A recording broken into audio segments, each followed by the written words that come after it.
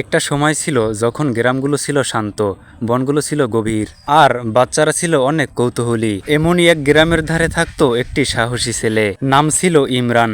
ছোট হলেও সাহসী ছিল অনেক বড়। আর একদিন তার দেখা হলো এক চতুর শিয়ালের সাথে। ইমরান প্রতিদিন সকালে উঠে ফজরের নামাজ পড়ে, তারপর দাদুর খামারের কাজ করতে যেত। খামারের গরু, ছাগল, মুরগি সবই তার বন্ধু। আর সে খুব ভালো আঁকতো, গাছ চড়তে জানতো, আর বনের ধারে ঘুরে বেড়ানোই ছিল তার প্রিয় কাজ। একদিন সকালে বনের দিক থেকে হঠাৎ একটা চতুর শিয়াল এসে হাজির। সে খুবই ক্ষুধার্ত, 3 দিন কিছু খায়নি। তার চোখ লাল, পেটে চোচো করছে। সে ভাবলো এই বাচ্চাটিকে ভয় দেখিয়ে কিছু খাবার আদায় করা যাবে। শিয়াল গর্জন করে বলল, এই বাচ্চা, আমি এই বনের রাজা, যদি খাবার না দাও তোমাকে আমি খেয়ে ফেলবো। ইমরান একটু চমকে গেল, ভয় পেল না, বরং সে হেসে বলল, রাজা হলে তো তোমার গলায় মালা থাকার কথা। এবার ইমরান বুদ্ধি করে বলল, শোনো শিয়াল মামা, আমাদের এখানে অনেক পাকা আম আছে।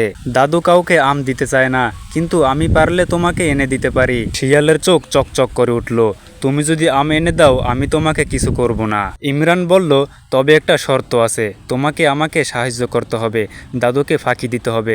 শিয়াল মাথা নেড়ে রাজি হয়ে গেল। এবার ইমরান তাকে নিয়ে গেল খামারের পেছনে এক পুরনো পিঞ্জরের কাছে। সে বলল, এই পিঞ্জরটা আমি খালি করে রেখেছি, তুমি ভিতরে ঢুকে দাঁড়াও, আমি গাছে উঠে আম এনে দিচ্ছি, বাইরে কেউ দেখলে সন্দেহ করবে। শিয়াল ভাবল, কি বুদ্ধিমান ছেলেরে বাবা, একদিন আমার সঙ্গী হলে ভালোই হতো। সে ভিতরে ঢুকে দাঁড়াতে ইমরান দরজা লাগিয়ে দিল। শিয়াল চিৎকার করে বলল, এই কি করছো, আমাকে দয়া করে ছেড়ে দাও। ইমরান মুচকি হেসে বলল, শিয়াল মামা, আপনি যদি সত্যিই বনের রাজা হতেন তাহলে এমন সহজ ফাঁদে পড়তেন না। বুদ্ধি ব্যবহার না করে শুধু ভয় দেখালে কাজ হয় না। ইমরান তখন দাদুকে ডাকলো। দাদু এসে দেখলেন শিয়াল পিঞ্জরে। তিনি খুব খুশি হলেন এবং বললেন, তুমি আজ আমাদের খামার রক্ষা করলে, তুমি শুধু সাহসী না, বুদ্ধিমানও। এবারে ইমরান মাথা নিচু করে হাসলো।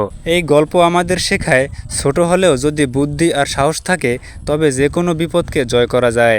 ভয় নয়, চালাকি নয়, সত্য আর বিচক্ষণতাই আসল শক্তি। গল্পটি ভালো লাগলে লাইক দিন, শেয়ার করুন আর আমাদের চ্যানেলটি সাবস্ক্রাইব করতে ভুলবেন না।